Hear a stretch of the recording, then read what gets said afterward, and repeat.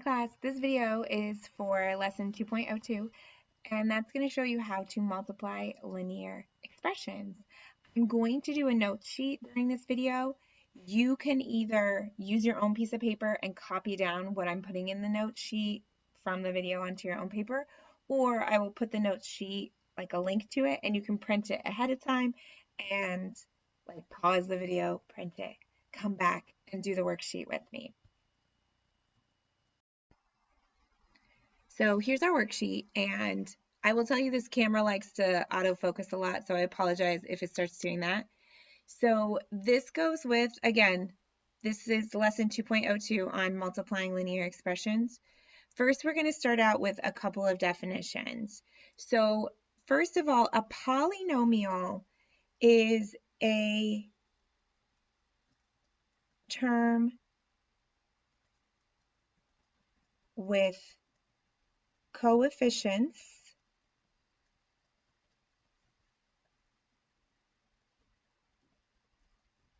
variables, and exponents.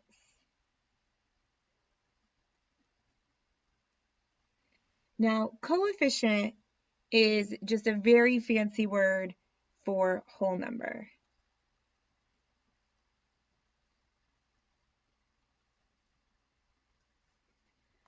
They can be positive or negative. Variables, hopefully we know that a variable is a letter representation of a number that we don't know. And then exponents, you did a lot with exponents in scientific notation, but those are like our smaller numbers that are raised to a power. Polynomials are going to have sometimes addition, subtraction, all kinds of things. So I'm going to give you just some examples of just polynomials. One example might be 3x to the second. 3 is our coefficient, x is the variable, 2 is our exponent. All right, another example, we could have 5/8 a to the 6th plus 3a squared. This is actually a binomial. There's two terms here. We can have a fraction. Again, I said a whole number. It can be a fraction or a decimal. Our variable would be a. Exponents, we've got 6 and 2. So that's just kind of a general term that you need to know for pre-algebra, algebra, and so on. Polynomial. Poly means many, kind of numerals, and things that are also numbers, representations, like letters and exponents. So linear expression. This is our big vocab word for this lesson in particular. A linear expression is a monomial, usually monomial means one term, with an exponent of 1. Now this exponent of 1 is the most important part, okay? In the examples I gave you for polynomials, we've got an exponent of 2. That's not a linear expression. And here we've got 6 and 2. Again, not a linear expression. Another thing with expression, the difference between expression and equation is that there's no equal sign. So an equation has an equal sign. An expression is just like a math problem with no equal sign. So some examples of linear expressions would be like 6x, one term. Or we could also have negative 4y. It's okay to have a negative. We could also have 1/2 e. That is also a linear expression. Another example might be 2a plus 3b. Again, notice there are no exponents. There's still technically an exponent of 1. We just don't write that.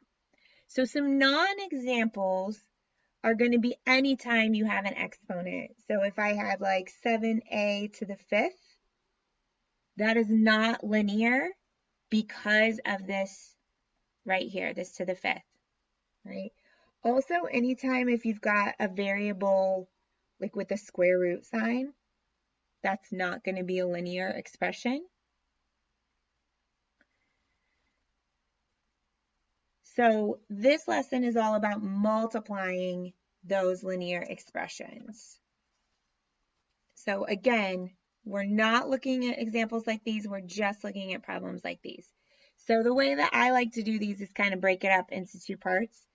So step one, we're going to multiply the coefficients. And again, that's just a fancy word for our numbers.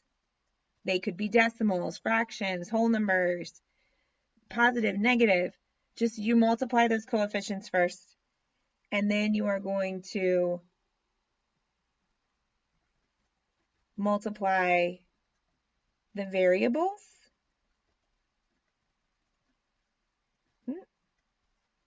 Multiply the variables, those are your letters. And remember, when we multiply, we're going to add the exponents.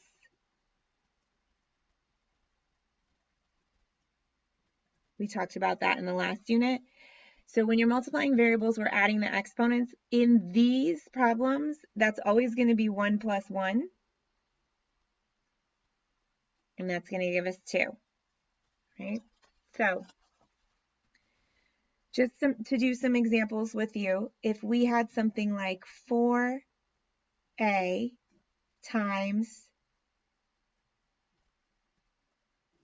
3a.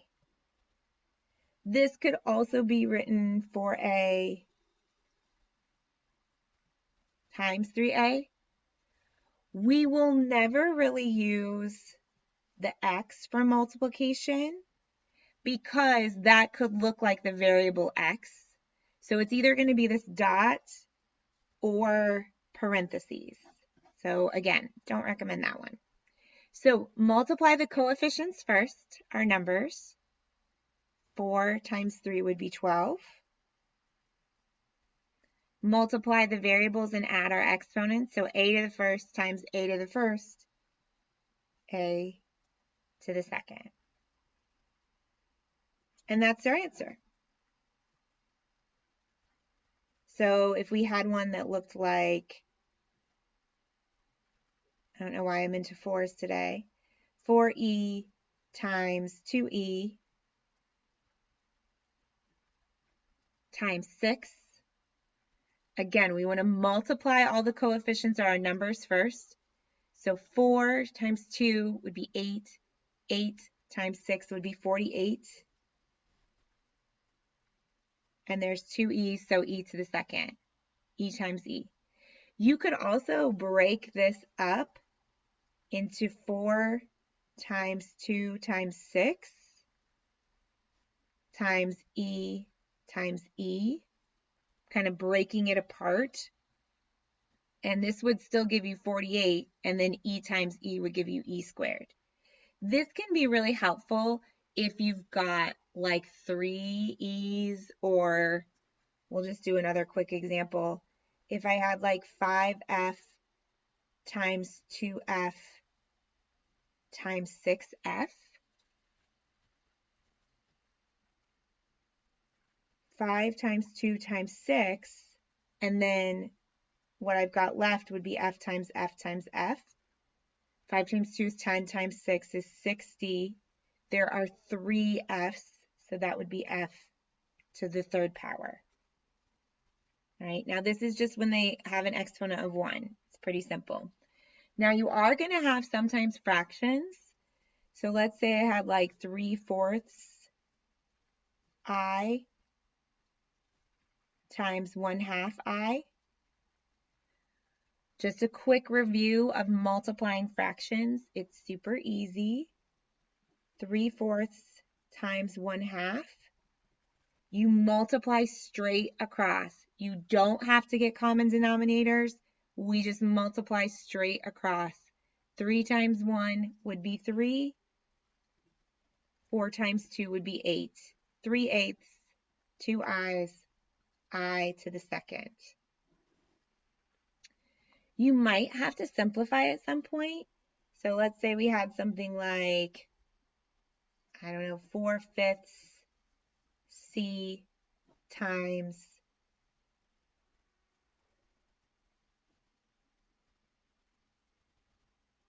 3/2C. There are two different ways you can simplify. You can cross cancel. This would be 1, this would be 2. Or go ahead and multiply. 4 times 3 would be 12. 5 times 2 would be 10. Again, 2 C's, so C squared. This is not in simplest terms, so we can divide each of those by 2. So that would be 6/5 C to the second. You can just leave it improper. You don't have to make it into a mixed number. All right, so those are just the basics of multiplying linear expressions. Now, the next thing I want to talk about is something you are going to use in math until you stop taking math, and that is the distributive property. Hopefully we can get it to focus here. There we go. Distributive property, there's lots of different ways to think about this, but when you have the distributive property, you are always going to have a set of parentheses with something on the inside. It does not matter what is on the inside. It will almost always be an addition or subtraction problem. Sometimes there might be 3 terms, sometimes there might be 2 terms. You never know. And then you're going to have something on the outside. Usually a number, sometimes it might be a linear expression. So the way that I was taught this a really long time ago, and I've never forgotten it, is that this is like the bus. The parentheses are the bus, and you got to give candy to everyone on the bus. You got to be fair.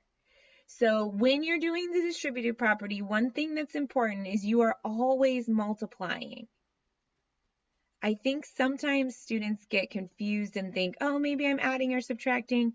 You're always multiplying when you're distributing. So I am going to multiply whatever is on the outside times everything on the inside. So in this case, it would be C times A, which would just be CA. Keep the sign, and then C times B would be CB.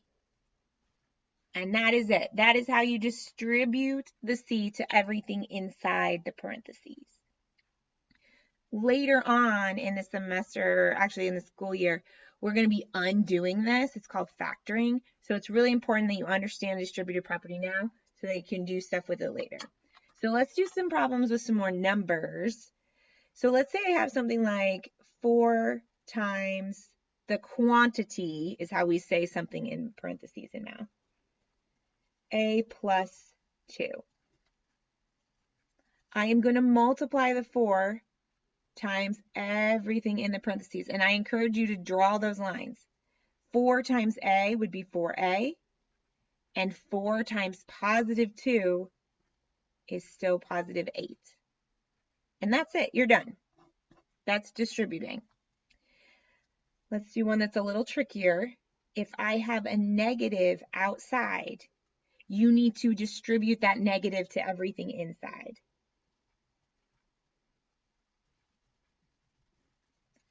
So negative 5 times 2 would be negative 10e. Negative 5 times positive 4 would be negative 20. And that's your answer for that one. Okay. One more example, maybe a little trickier.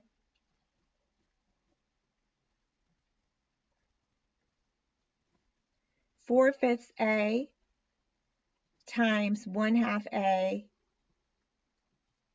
plus 2/3. Okay, this is kind of putting it all together, distributing and our fractions. So the first thing I'm going to do is 4/5 times 1/2, and then I also have A times A. So 4 times 1 would be 4. 5 times 2 is 10. A times A would be A squared. Then I would do 4/5